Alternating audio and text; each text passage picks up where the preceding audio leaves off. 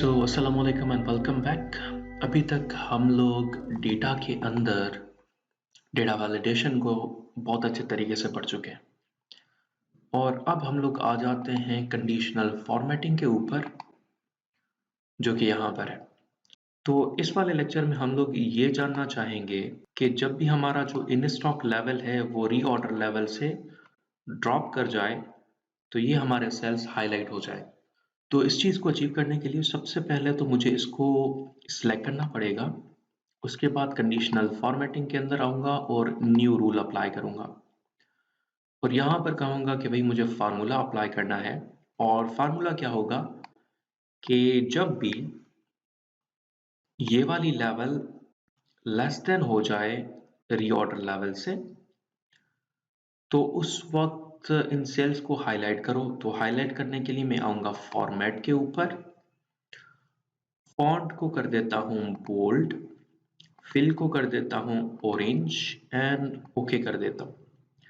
लेकिन मुझे ये एब्सोल्यूट नहीं चाहिए क्योंकि मुझे अक्रॉस द टेबल वो सारी चीज़ें हाईलाइट करवानी है।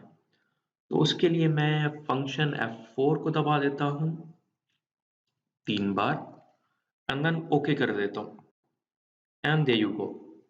तो यहाँ पर 8 है, रीऑर्डर लेवल 10 है, यहाँ पर 5 है, रीऑर्डर लेवल 10 है, यहाँ पर 16 है, रीऑर्डर लेवल 25 है। तो हमारे जो फॉर्मेटिंग है वो अप्लाई हो चुकी है। लेकिन कभी-कभार हम लोग चाहते हैं कि ये पूरी चीज़ें हाइलाइट हों, पूरा का पूरा रो हाइलाइट हो। तो उसके लिए हम लोग एक और एग्ज़ाम्पल देख लेते हैं।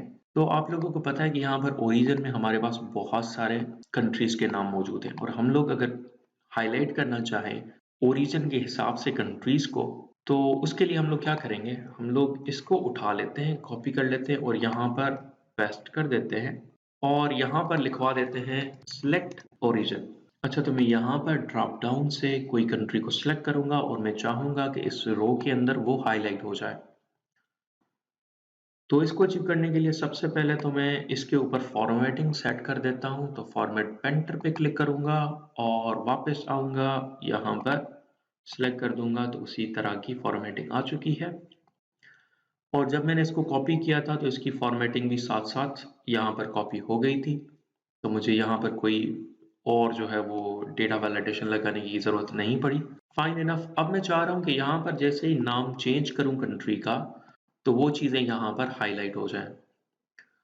तो उसके लिए मुझे क्या करना पड़ेगा, मुझे यहाँ पर आके इन सबको करना पड़ेगा सिलेक्ट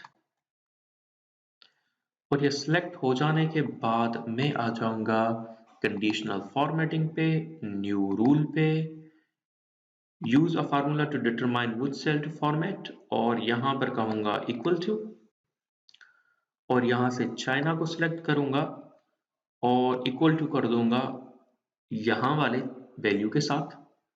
और मैं चाहूँगा कि वैल्यू में ई तो कॉमन रहे, एब्सोल्यूट रहे, लेकिन रोज़ हमारी चेंज होती रहें। तो चाहे 4 में, 5 में, 6 में, 7 में, 8 में चाइना कहीं पर भी नज़र आए तो वो हमें हाइलाइटेड नज़र आए। अब उसको हाइलाइट करने के लिए मैं आ जाऊँगा फॉर्मेट पे और यहाँ से लेट्स से मैं ये येलो का कलर सेलेक्ट कर देता हूँ और मैं इसको करूँगा ओके एंड यहाँ पर भी करूँगा ओके। तो आपको नज़र आएगा ये सारे चाइना जो हैं वो हाइलाइट हो चुके हैं। अब अगर मैं यहाँ से चेंज कर दूँ, ब्राज़ील करूँ तो ब्राज़ील सेलेक्ट हो गया, यहाँ से यूके करूँ, यूके सेलेक्ट हो गया, जर्मनी करूँ, जर्मनी सेलेक्ट हो गया। तो अब मैं यहाँ से चीज़ें सेलेक्ट कर रहा हूँ और यहाँ पर वो हाइलाइट हो रही हैं। सेम आप इसके लिए भी वही चीज़ कर सकते हो, सिर्फ फार्मूला चेंज होगा। So this is it for today. Thank you very much. See you in the next class. Take care.